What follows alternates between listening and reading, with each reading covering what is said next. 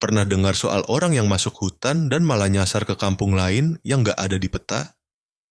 Di Jambi, kisah ini bukan cuma mitos. Ada cerita nyata tentang seseorang yang hilang selama 3 hari di hutan. Dan saat pulang, dia bilang sempat tinggal di sebuah kampung yang gak ada satupun orang bisa temukan. Tonton sampai habis, karena bisa jadi, kampung itu bukan buat manusia biasa. Lu percaya nggak, kalau di tengah-tengah hutan Jambi, ada kampung yang nggak bisa ditemukan di peta, tapi orang-orang tertentu bisa masuk ke sana? Bukan kampung biasa, tapi semacam dunia lain yang munculnya cuma di waktu-waktu tertentu. Di Jambi, warga sekitar menyebutnya sebagai kampung hilang. Cerita ini viral beberapa tahun lalu. Ada satu pemuda, namanya Andi, dia ikut rombongan pencari kayu ke hutan kawasan Bukit Dua Belas. Awalnya biasa aja, jalan bareng, bawa logistik, kompas, GPS, semua aman. Tapi pas siang, Andi bilang ke temennya dia mau buang air sebentar. Cuma 5 menit katanya. Tapi setelah itu, dia nggak balik-balik. Tim nyari. Muterin hutan, nggak ada jejak. Anehnya, posisi terakhir dia tuh cuma sekitar 100 meter dari titik kumpul. Tapi suara, langkah, atau apapun benar-benar hilang. Mereka akhirnya lapor ke warga dan mulai pencarian besar. 3 hari nggak ada hasil. Semua orang nyerah. Tapi di hari keempat, mendadak Andi jalan keluar dari dalam hutan. Sendirian, yang bikin merinding, dia kelihatan sehat, nggak ada luka, dan bilang dia nggak ngerasa hilang sama sekali. Tadi malam baru masuk ke kampung itu, katanya. Tapi waktu diceritain jam dan hari, dia kaget. Menurut dia cuma semalam di sana. Padahal dunia nyata udah lewat 3 hari.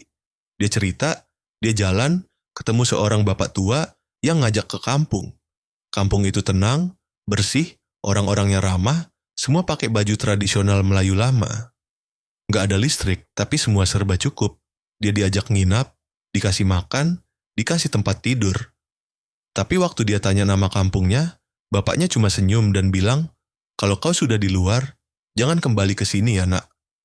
Waktu bangun, dia udah ada di tepi sungai, dekat base camp rombongan. Dan yang bikin tambah aneh, baju yang dia pakai bukan baju terakhir dia sebelum hilang. Tapi pakaian kain putih, bersih, dengan bordiran khas Jambi zaman dulu. Nggak ada yang bisa jelasin itu dari mana. Cerita kayak gini bukan cuma satu. Warga suku Anak Dalam di sekitar Bukit Dua Belas juga percaya soal keberadaan Kampung Halimun, kampung yang cuma bisa terlihat sama orang yang dipanggil.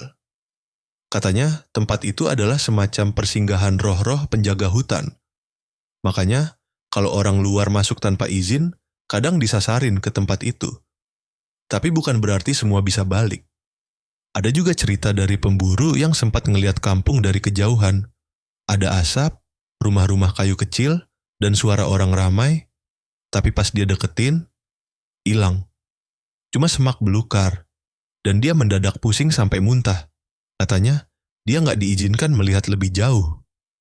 Yang bikin makin ngeri, beberapa orang yang pernah ngalamin kejadian kayak gini, setelahnya jadi aneh. Sering ngomong sendiri, mimpi buruk berulang-ulang, bahkan ada yang tiba-tiba bisa ngerti bahasa suku Anak Dalam tanpa pernah belajar. Kampung hilang ini jadi salah satu misteri paling mistis di Jambi. Gak ada bukti fisik, tapi terlalu banyak saksi yang ceritanya serupa.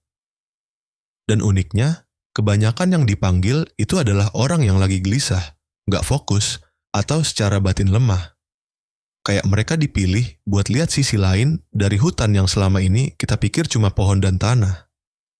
Jadi, kalau suatu hari lo jalan-jalan ke Jambi, terus lo ngerasa jalan kaki lo lebih jauh dari biasanya, atau lo tiba-tiba nemu tempat yang terlalu tenang buat ukuran hutan, coba cek sekitar lo. Mungkin lo udah melangkah terlalu dalam ke dunia yang bukan milik kita.